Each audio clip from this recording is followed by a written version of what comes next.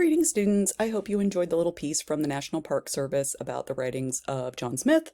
So now that we know what is historical and what is not, what is a bit more fanciful, let's go ahead and read some of his writings. There's a lot. You can see through that National Park Service website that you can actually link to all of them. Obviously, they're not still under copyright, which is nice. But I went ahead and pulled an excerpt and put it into a document for you guys. Now, this is from A Map of Virginia. This was published in 1612, so right on the heels of our Jamestown adventure that we're learning about this week. So I did pull a section on his interpretations of the indigenous folks, on the natural inhabitants of Virginia. It's hilarious, guys. It's funny. It's just funny. That's why I picked this part. So a couple things about this piece. So it is written in old-ish English, so the spelling is fun.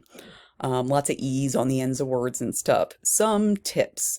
At this point, the letters V and the letter U are kind of interchangeable.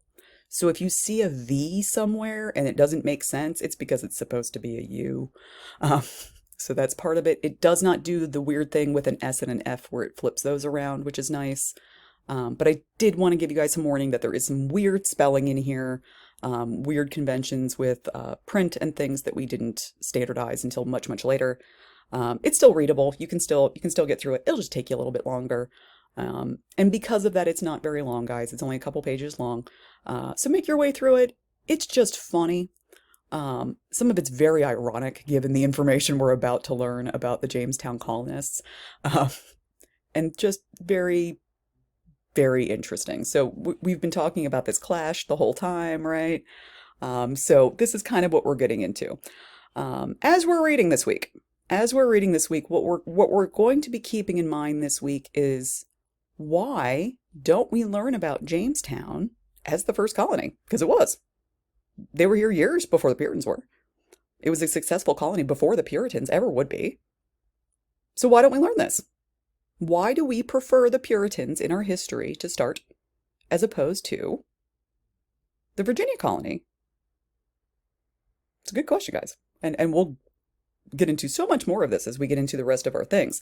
But it's what I want you to be keeping an eye on as we're going through the primary source reading and as we're going through our documentary. That's going to be our big discussion, this question this week, is why does American history prefer to chart its beginnings to the Puritans and not to the Virginian colonists? Lots of reasons for this that we're going to talk about in our discussion board this week, but that's what I want you to keep in mind as you're going through this. So go ahead and try to make your way through the John Smith's writing. You don't have to do it all at once. Just keep in mind some of the letters are switched around and the spelling's a little weird. My tip for all of this is always start reading it out loud if you start getting a little struggly with it. Often that can help it make more sense with the language and everything. So do your best to make it through John Smith's writing here. You will be rewarded if you do, because they're funny. They're just funny. So I hope you enjoy those. And like I said, let's keep in mind, why do we prefer the Puritan story? We talked last week about why the Puritans get such a bad rap. This week, let's talk about why we prefer their story, even though they do get such a bad rap. Why do we prefer to trace our lineage from Massachusetts and not Virginia? All right, I'll see you guys in the next video.